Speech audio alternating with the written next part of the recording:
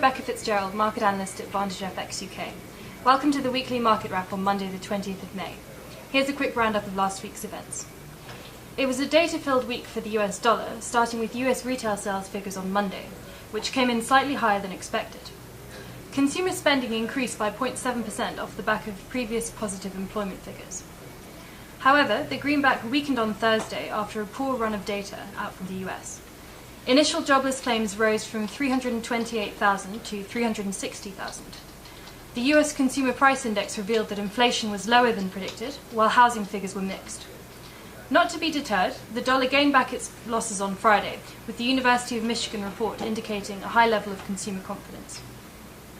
Speculation continues over whether or not the Fed will continue with the current stimulus program. This Wednesday, the minutes from the most recent FOMC meeting will be released, which should give us a better insight into the Fed's plans. Now over to the Eurozone. German economic sentiment was cause for concern as data from the ZEW survey came out lower than expected on Tuesday.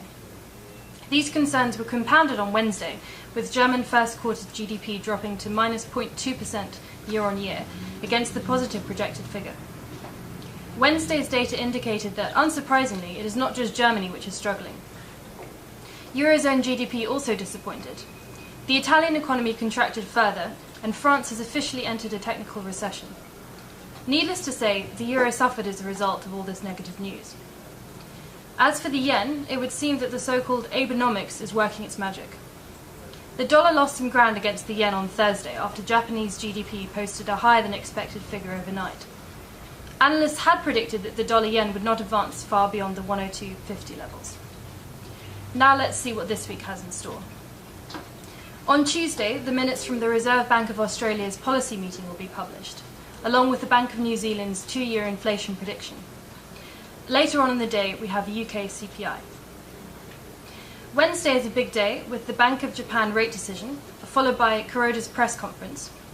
Then the Bank of England minutes, UK and Canadian retail sales, Ben Bernanke's speech on the US economic outlook, and last but not least, the minutes from the FOMC meeting.